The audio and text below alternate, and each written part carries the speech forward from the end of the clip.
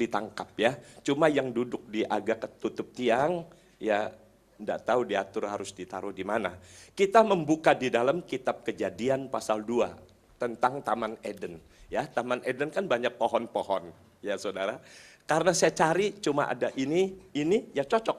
Ya, sudah cukup mewakili. Inilah, anggap nih buah-buah. Ini kita harus pakai peragaan supaya lebih gampang menangkapnya. Oke, saudara-saudara, kita membaca di dalam kitab Kejadian pasal 2, ayat 6. Maksud saya Kejadian pasal 2, ayat 7, ayat 8, ayat 9, ayat 16, ayat 17. Tuh.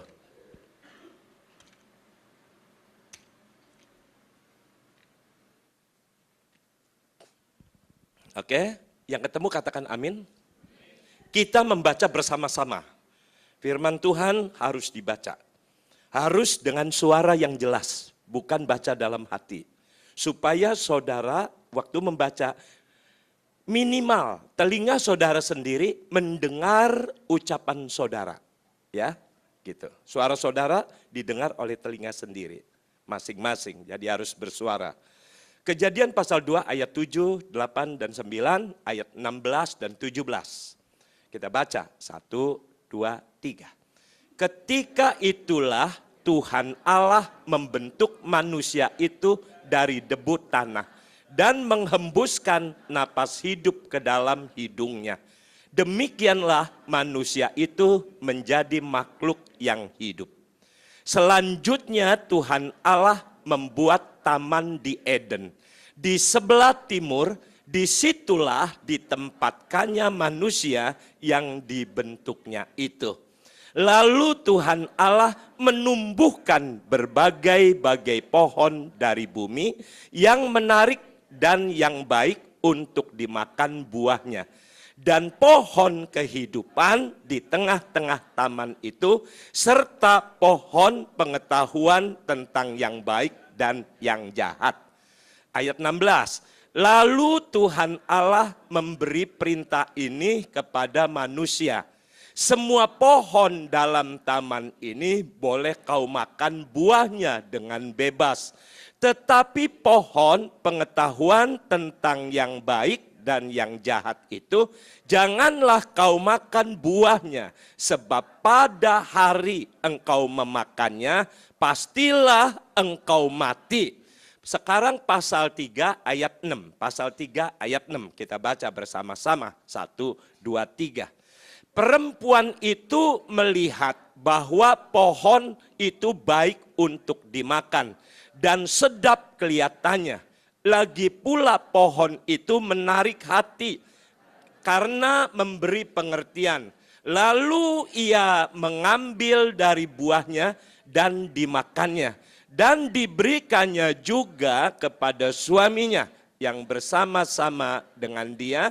Dan suaminya pun memakannya. Amin. Puji Tuhan. Saudara-saudara, jadi di Taman Eden itu tidak tahu lagi adanya kira-kira di mana. Tapi dapat diperkirakan Taman Eden yang disebutkan di dalam firman ini, kira-kira letaknya itu di Irak, di negara Irak, saudara-saudara. Di sanalah Taman Eden. Pada waktu itu manusia dibentuk dari debu tanah. Ya, manusia dibentuk. Tuhan membentuk manusia dari debu tanah. Tapi belum hidup. Masih dalam wujud bentuk manusia, namun belum bergerak. Kemudian firman Tuhan tadi berkata, Allah menghembuskan napas hidup ke dalam hidungnya.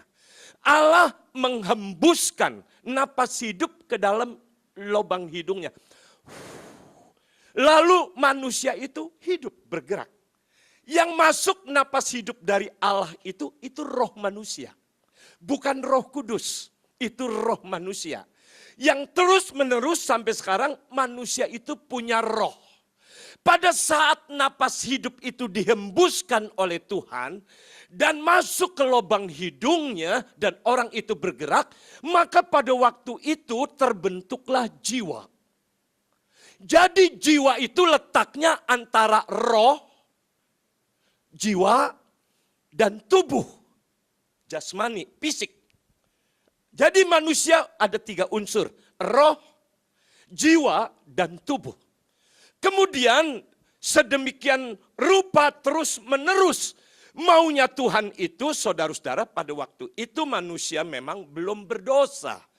Tuhan menghendaki supaya manusia ciptaannya itu yang napas hidupnya dihembuskan, yang adalah rohnya manusia tadi, itu memimpin jiwa dan tubuh. Memimpin jiwa dan tubuh. Tetapi kenyataannya sejak manusia jatuh di dalam dosa, yaitu ketika perintah Tuhan tidak dituruti oleh Adam dan Hawa.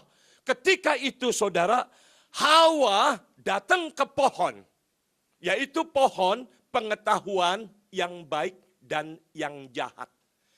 Tuhan sudah berfirman kepada Adam, semua buah-buahan dari pohon yang ada di dalam taman itu, boleh kau makan buahnya. Boleh dengan bebas. Tetapi pohon pengetahuan yang baik dan yang jahat, jangan kamu makan buahnya, sebab pada waktu kamu makan, kamu mati. Itu perintahnya. Tetapi kenyataan, Hawa, dia datang ke pohon itu, dan iblis yang pada waktu itu sudah mulai berkuasa atas bumi. Dia datang dalam bentuk ular. Dia menggoda Hawa. Dan Hawa mulai tertarik. Begitu juga dia ditipu. Maka buah pohon pengetahuan yang baik dan yang jahat, saya ganti. Yang benar dan yang salah. Pohon yang benar dan yang salah. Itu diambil buahnya, lalu dia makan. Setelah dia makan, dia nikmati, dia enak. Suaminya diem aja. Pak, enak loh Pak. Kaget suaminya. Papa cobain dah, cobain dah. Alkitab nggak menulis yang dikasihku, yang dikasihkan itu apa yang dimakan Hawa atau Adam ngambil sendiri. Buah pohon itu dimakan. Lalu sejak itu manusia berdosa. Sejak itu saudara manusia berdosa. Di dalam taman ini banyak pohon. Buahnya dengan bebas kita makan. Termasuk di tengah-tengah taman ada pohon kehidupan. Termasuk ini boleh dimakan buahnya. Cuma satu pohon yang benar dan yang salah. Atau pengetahuan yang baik dan yang jahat. Ini jangan kamu makan. Itu pesan. Sekarang kita hidup di dunia yang sudah lama beribu-ribu tahun meninggalkan kitab Kejadian ini. Di mana itu Taman Eden? Di mana kedua pohon itu? Lalu apakah ayat-ayat ini masih berlaku buat saudara? Buat saya? Apakah pohon ini masih ada? Apakah tetap jangan dimakan? Ini yang perlu kita tahu saudara. Saya beritahu, pohon itu masih ada. Dan saudara, saya jangan makan pohon yang baik dan yang salah ini. Yang benar dan salah ini jangan dimakan. Kapan kita akan makan pohon ini saudara? Buah pohon ini, benar dan salah ini. Saudara-saudara, manusia hidup ada yang mengambil 3 prinsip ini. Perhatikan saudara. Manusia ada yang hidupnya mengikuti prinsip dosa. Ada manusia yang hidupnya mengikuti prinsip kehidupan. Ada manusia yang di dalam kehidupannya mengikuti prinsip benar apa salah. Orang yang mengikuti prinsip dosa adalah orang yang tidak takut-takutnya terus berbuat dosa. Bahkan kalau saya terus terang, Yang seharusnya terus-terusan berdosa adalah orang yang belum mengenal Yesus. Orang yang di luar belum mengenal Yesus. Tetapi kenyataannya banyak orang-orang yang di dalam Yesus Kristus. Dia tetap hidup di dalam prinsip dosa.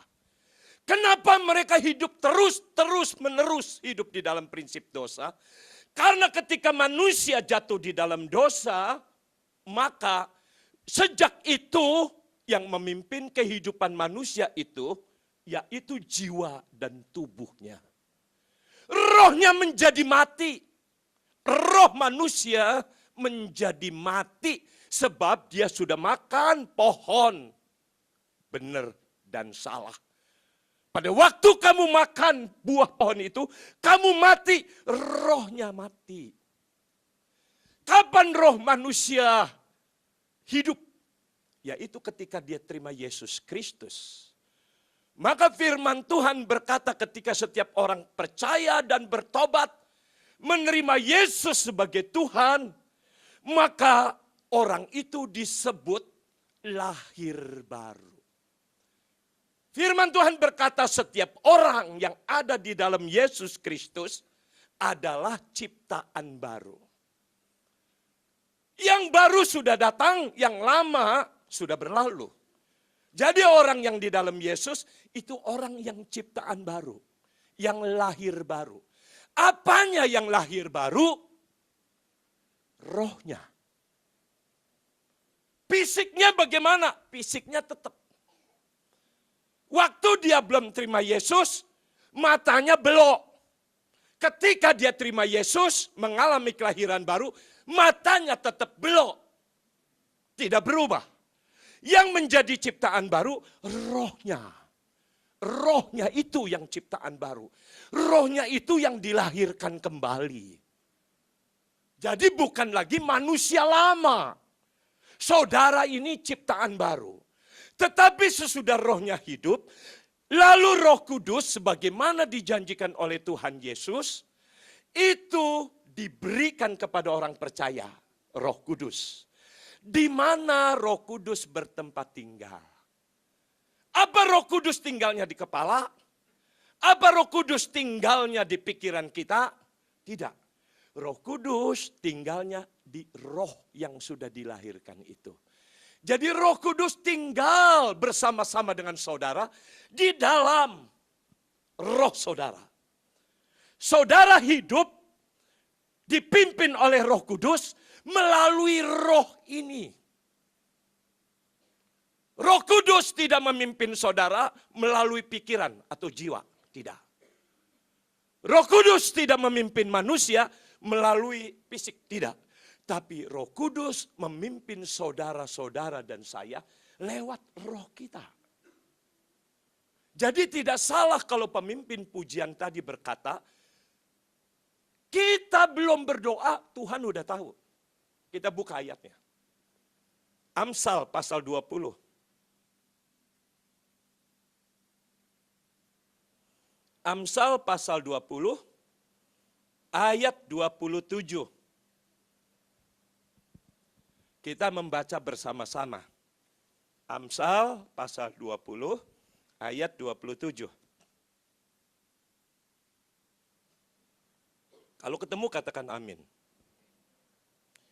Yang lain belum ketemu? Ada ya di multimedia? Oh enggak ada.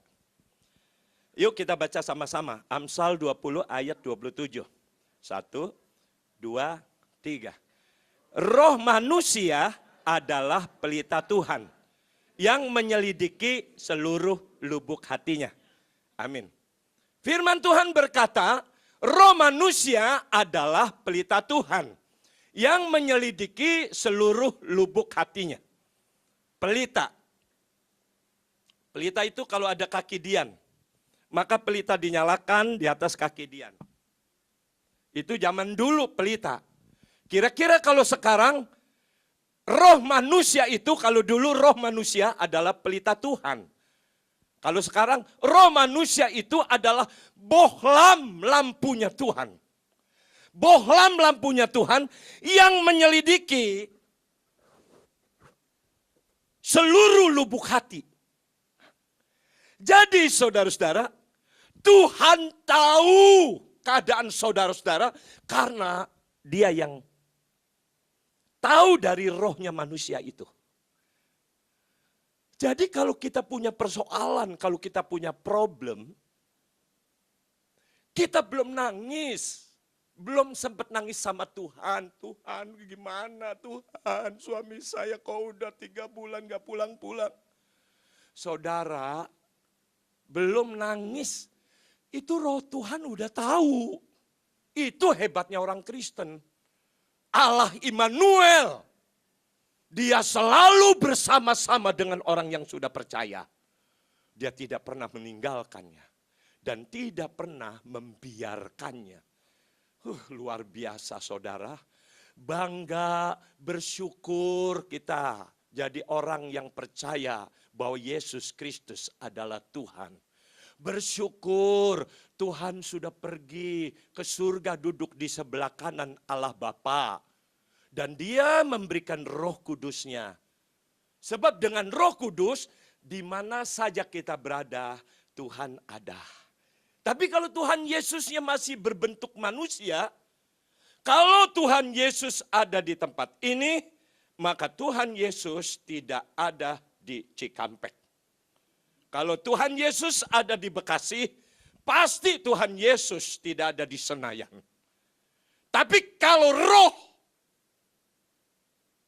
di mana saja ada Tuhan, di mana saja ada saudara, selalu bersama-sama. Saudara, kalau kita ingin lebih dalam lagi, sebetulnya manusia yang sejati dari saudara dan saya itu apa? Yang manusia sejati, yang sebagaimana ciptaan Tuhan sejak awal mula, itu roh kita itu. Yang disebut manusia roh, manusia batiniah itu. Jadi ada manusia batin, manusia roh, ada manusia lahiriah, ini manusia lahiriah. Itu ada 2. Yang Tuhan mau supaya manusia batinia itu menguasai manusia lahiriah. Tapi orang yang hidup dengan prinsip dosa, itu manusia lahiriahnya yang dikendalikan oleh tubuh dan jiwa, itu menguasai manusia batinia, dikuasai. Sehingga menuruti hawa nafsu, tidak. Roh Allahnya dia, kalau dia itu udah Kristen, Roh Kudusnya ada enggak? Tetap ada. Tapi dia mengizinkan roh lahirianya berkuasa. Roh batinianya tidak berkuasa sama sekali. Jadi nurutin hawa nafsu. Dia enggak merasa malu, ada Tuhan di dalam dia. Dia enggak ada malunya. Orang yang pikirannya, kata Alkitab, orang yang pikirannya ditutupi, diselubungi dengan ilah-ilah zaman. Kekayaan, pengen dipandang orang, gua nih terhormat, pengen dihargai, kita yang paling kaya, kita yang paling nonjol di gereja, pengen supaya orang tahu nih lihat, kalau nggak ada saya gereja itu nggak berdiri. Itu orang yang pikirannya dikuasai, diselubungi oleh ilah zaman. Makanya orang yang seperti itu, kalau duduk di pemerintahan, pasti sekalipun Kristen korupsi, udah pasti. Sekalipun namanya Kristen. Saudara lihat kan,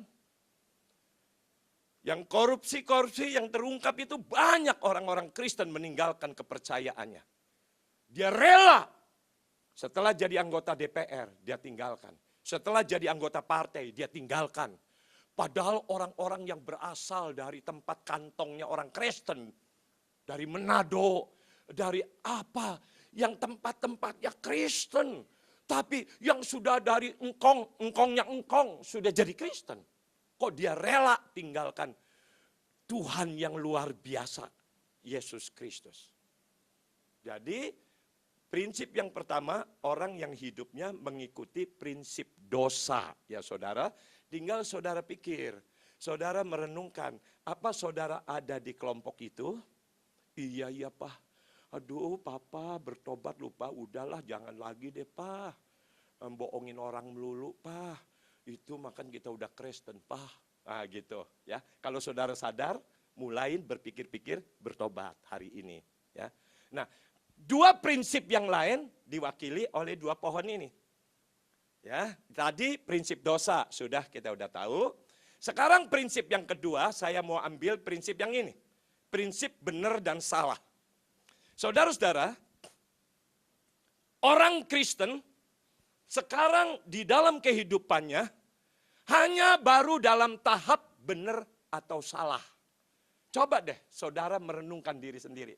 Kalau saudara mau mengambil tindakan apa gitu, ya, ngambil keputusan apa, pasti saudara berpikir begini, benar apa salah ya kalau saya begini? Benar apa salah ya? Gitu. Selalu cuma benar apa salah, itu ngikutin pohon itu. Baik dan jahat. Baik dan jahat, benar dan salah, itu adanya di dalam satu pohon. Baik dan jahat, benar dan salah, adanya di dalam satu pohon. Dan firman Tuhan berkata, jangan kau makan buahnya. Sebab pada waktu engkau makan buahnya, engkau mati. Jadi di dalam kehidupan kita sehari-hari, pada waktu kita mengambil keputusan benar atau salah, dua-duanya bukan kekristenan. Sebab kekristenan tidak berbicara tentang benar dan salah. Kekristenan tidak berbicara tentang baik dan jahat. Kekristenan berbicara tentang pohon kehidupan. Roh Kudus yang ada di dalam roh saudara. Itu kekristenan. Bagaimana saudara selalu senantiasa mengambil tindakan benar dan salah? Cukup banyak saudara. Contoh-contohnya cukup banyak. Yang gampang dicerna contohnya begini. Hari Natal yang lalu, seorang ibu, dia bilang ke suaminya begini, "Pak, ini hari Natal udah deket, Pak. Saya mah pengen banget, Pak, kayak ibu-ibu yang lain. Dia pakai tas yang bagus, yang mahal. Saya tanya dia belinya di Sogo. Beli dong, Pak." Suaminya negor dia, "Kamu mah keliwatan lu. Mau ngikutin kayak orang kaya. Dia mau orang kaya, kita nggak boleh ngikutin. Kita mau orang kaya begini-begini aja, mah jangan ngikutin dia. Kamu percuma beli tas yang satu mahal, dipakai umpama tiap hari Minggu ke gereja, malu. Tasnya gak ganti-ganti, malu, biarpun mahal juga.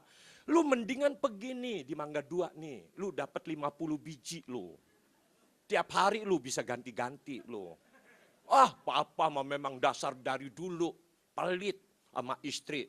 Gak pernah sejak kawin mau nyenengin istri, papa mah dari dulu."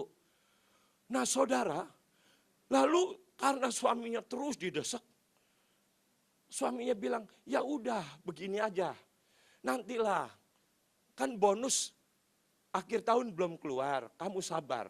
Siapa tahu papa bonusnya gede, kamu beli dah. Udahlah, udah. Tapi jangan ngungkit-ngungkit yang lama tuh, papa pelit, papa nggak enak banget diomong begitu." Ya, gitu. Ya, yang ketawanya kenceng pasti suaminya pelit. Ceritanya saudara, 15 hari lagi Natal, istrinya bejingkrak-jingkrak. Papa ini koran Kompas nih, Pak. Tas yang saya pengen, diskon, Pak. 50% di Senayan City, Pak. Kita beli ya, Pak, cuma 2 hari doang. Hari Sabtu sama Minggu. Kalau Minggu kan Papa di gereja terus. Nggak keburu, mendingan Sabtu aja, Pak, kita beli. Ya udah, pergi dah tuh hari Sabtu. Natalnya masih 15 hari lagi. Aduh, dia beli tuh orang perempuan kalau udah lagi pengen sama barang saudara. Itu tuh bertobat ibu-ibu, bertobat. Dia pergi tuh ke Senayan City, beli, diskon 50%. Udah nggak belanja lain, cuma itu doang, langsung pulang ke Bekasi rumahnya. Di deket tuh tas, suaminya sambil nyetir ngomong gini, "Tuh kalau orang sabar, coba lu beli tempo hari, 100% harganya. Sekarang kan jadi lumayan kan, diskon 50%. Makanya jadi orang sabar, pasti Tuhan kasih. Ya enggak, istrinya enggak dengerin suaminya ngomong, pokoknya dia ingatnya begini. Pokoknya Natal gua pakai tas ini, baju gua yang apa, sepatu gua yang apa. Ya ilah, ke gereja mau penampilan. Orang Kristen jangan penampilan. Nih, Tuhan melihat yang di dalam. Bukan melihat apa yang di luaran. Pegang ini. Tuhan melihat yang di dalam. Bukan yang di luaran. Pegang ini. Suami ngomong dia nggak dengar. Tas didekep. Udah disimpan baik-baik. Natal tinggal 5 hari lagi. Dia baca koran yang sama. Di Kelapa Gading Mall. Tas merek tadi diskon 70%. Dia teriak ngejerit itu ibu. Kasih tahu ke suaminya, Pak kenapa sih kok jadi salah kita beli duluan? Kenapa enggak sekarang belinya itu 70% lupa diskonnya. Ya habis bagaimana, dulu kita anggap udah benar. Sekarang jadi salah. Benar dan salah. Jangan kau makan. Sebab pada waktu kau makan, kau nyesel. Ibu-ibu nangkep ya? Luar biasa. Haleluya. Dalam mengambil keputusan, saudara-saudara, ini kita orang Kristen sudah baru sampai tingkat sini. Benar apa salah ya kalau kita ngambil langkah-langkah yang ini nih? Pak, yang ini aja, jangan ngambil tindakan yang ini Pak. Orang-orang juga bilang ini benar. Saya udah nanya sama orang-orang. Yang benar yang ini, jangan yang begini Pak. Saudara, benar dan salah mah nggak usah jadi orang Kristen. Sekolah budi pekerti juga ngajarin. Benar dan salah mah orang dunia juga tahu. Sudah umum. Bahwa kita nggak boleh nipu, kita nggak boleh bohongin, kita nggak boleh korupsi. Itu pelajaran budi pekerti, tetapi kan kenyataannya kan beda dalam hidup ini. Jadi Pak, jangan yang itu, nggak boleh. Kita kan udah Kristen Pak, kita harus pikir benar-benar. Kata banyak orang juga yang ini nih, yang ini nih. Saya kasih tahu, saudara ngambil yang benar, saudara membuang yang salah, bukan kekristenan. Sebab kekristenan bukan benar dan salah. Itu saudara. Contoh yang lain. Waktu lebaran Idul Fitri. Sekarang udah mau Idul Fitri lagi. Istri saya punya pembantu perempuan. 13 tahun kerjanya. Wah pokoknya mah segala masakan itu ilmunya istri saya udah ke dia semua. Pas dia mau menikah menjelang hari Idul Fitri tahun kemarin. Istri saya bilang, kamu balik lagi enggak sih? Riah, namanya Riah. Ya tahu Bu, kalau suami saya mau diajak kemari, ya kita balik lagi.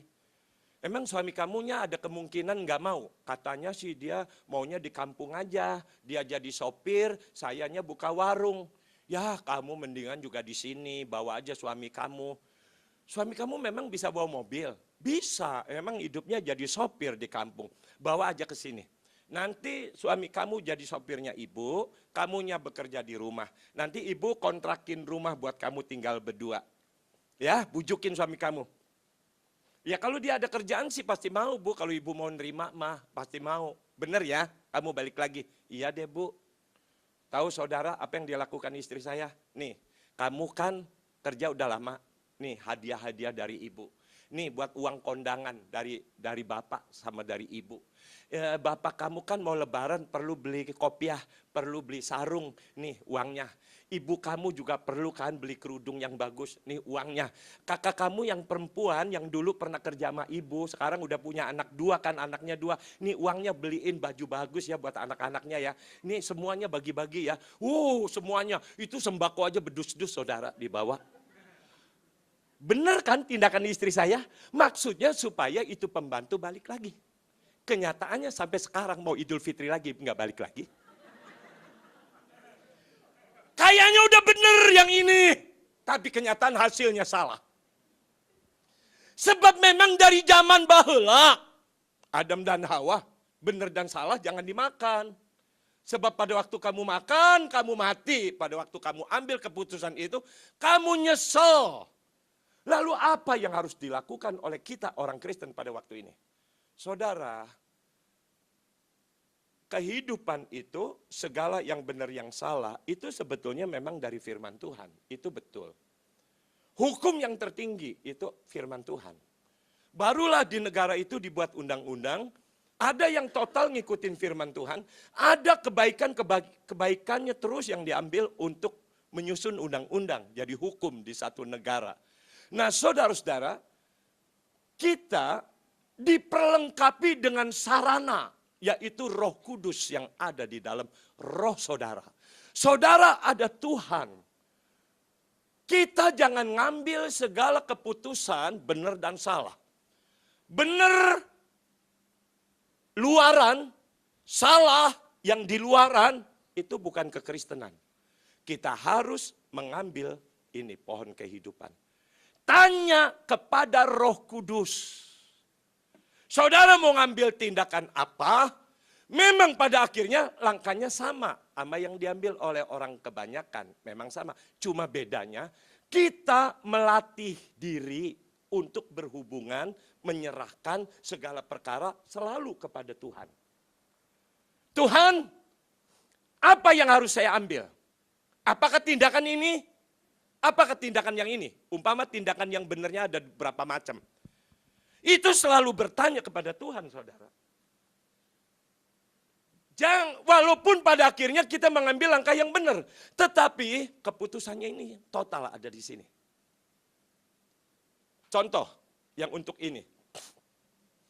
3 bulan yang lalu, saya punya sopir. Sopir istri maksudnya. Kalau saya kan sudah full time. Hampir total di rumah. Hanya baca Alkitab, baca buku, baca koran, nonton televisi. Untuk mengisi aja. Tetapi kegiatan bisnis istri saya, ya, dia masih aktif sebagai agent properti. Nah saudara, kita dapat sopir, ada tetangga, pembantunya ngasih tahu, Pak, saya punya family di kampung. Hidupnya jadi sopir, mau nggak saya panggil buat jadi sopirnya ibu? Oke, boleh panggil. Memang pas lagi nggak punya sopir. Begitu datang saudara, itu sopir rambutnya sebau. Saya interogasi, lalu saya minta kamu rambutnya potong pendek. Terus bawa mobil pakai celana panjang, nggak boleh pakai celana pendek begitu. Akhirnya dia turuti. Ternyata saudara-saudara tingkah lakunya itu sesuai dengan waktu dia datang penampilannya. Itu ugal-ugalan itu sopir. Istri saya kan bisnisnya properti, dia kan selalu jadi sopir. Jadi hampir semua pembicaraan di telepon apa dia tahu gitu. Nah kalau istri saya itu propertinya, agennya itu deal, jadi gitu ada orang jual beli. Kan dia tahu komisinya ibu tuh berapa gitu. Dia selalu sambil nyetir tuh ngomong begini, Bu, aduh tadi gol ya Bu ya, gol ya. Diem aja istri saya. Kantong saya nih Bu, udah kering. Dia bilang begitu saudara. Jadi kayaknya tuh selalu dia pengen tahu meneror gitu. Belum lagi karyawan-karyawan yang di dekat kantornya istri saya bilang, Ibu Mary itu sopirnya tuh agak kurang ajar tuh sama kita perempuan. Gitu. Waduh itu saya tampung saudara-saudara. Istri saya ngadu juga, Pak ini sopir kalau dibilangin jangan ngebut malah ngebut. Jadi saya mendongkol, pernah saya bentak, stop di sini, berhenti di sini, turunin ibu di sini. Saya bentak lupa begitu. Masa dibilangin jangan ngebut malah dia dikebutin. Wah, saya jadi nampung semua. Nah, saudara, tindakan yang benar atau salah, berhentiin, ini pasti tindakan benar umumnya. Pecat. Apa? Enggak.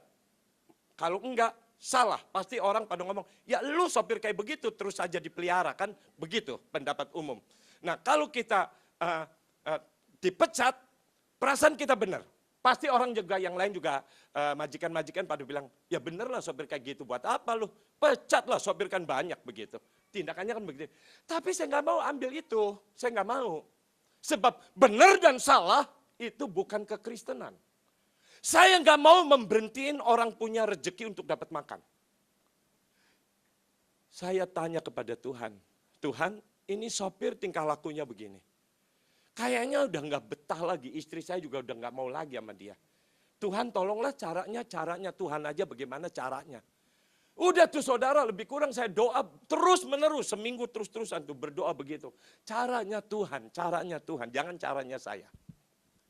Satu hari saya lagi jalan setiap pagi saya olahraga kecuali hari Minggu. Setiap pagi saya jalan sama teman pendeta. Selalu kalau jalan tuh teman pendeta tuh tetangga rumah selalu ngobrol terus. Jadi kita jalan tuh semangat, tapi kuping saya dengerin dia. Satu hari tiba-tiba pendeta sini lagi ngomong terus, tiba-tiba kayaknya nggak dengar suara dia. Saya mendengar suara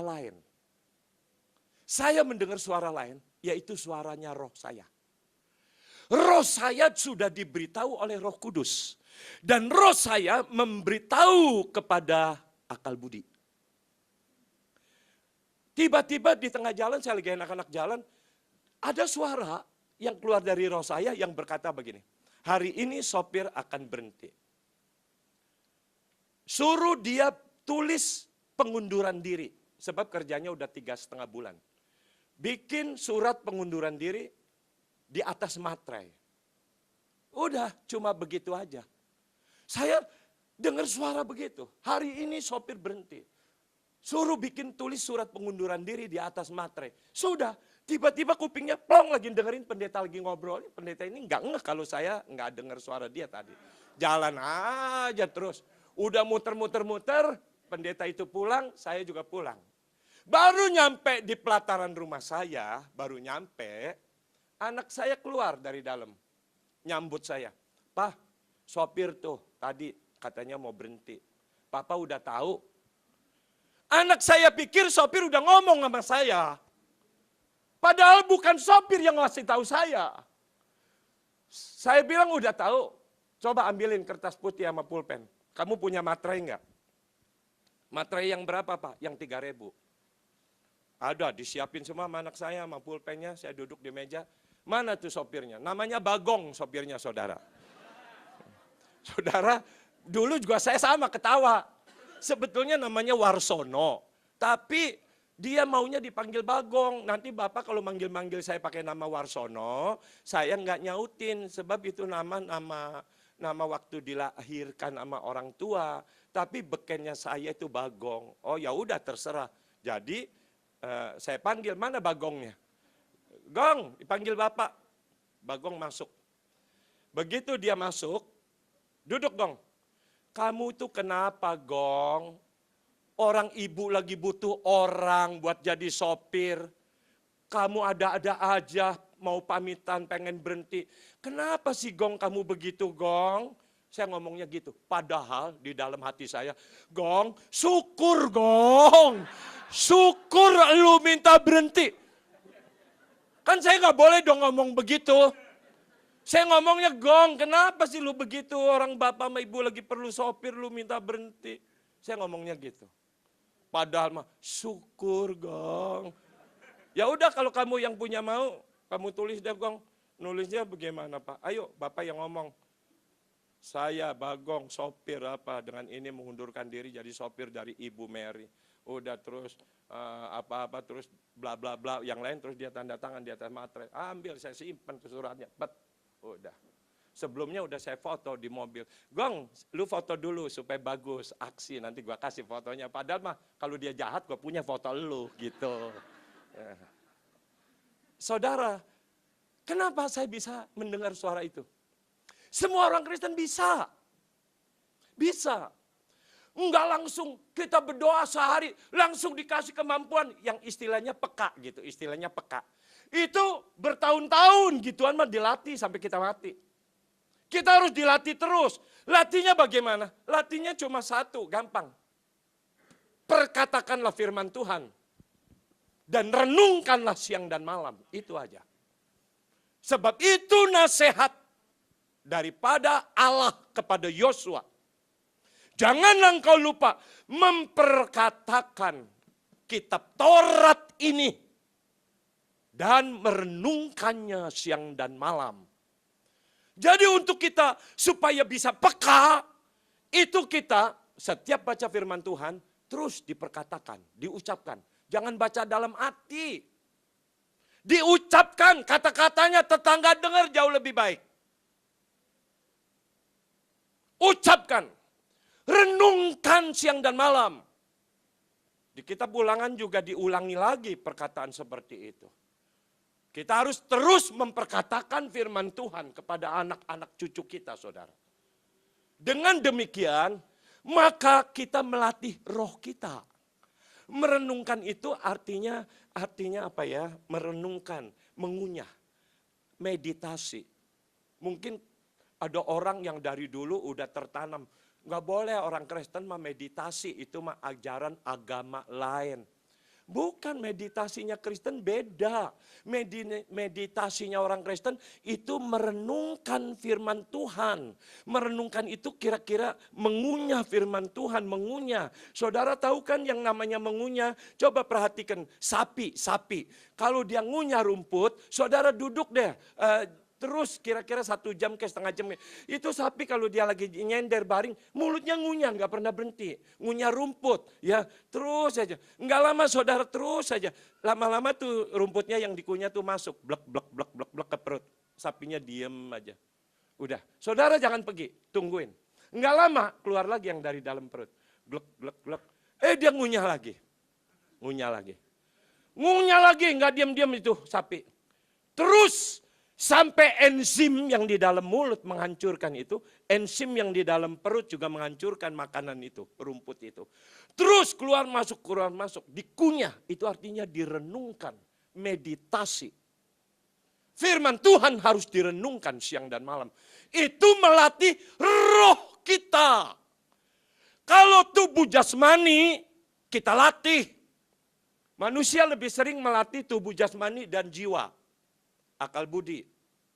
Anak-anak disekolahin supaya pinter. Supaya punya konsep.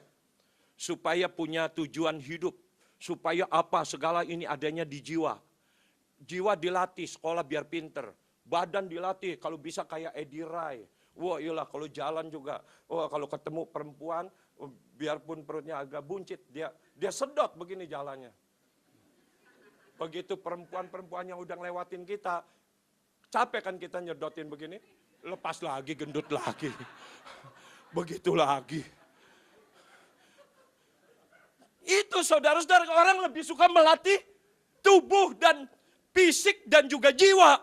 Tapi kenapa rohnya tidak pernah disentuh? Roh bisa dilatih.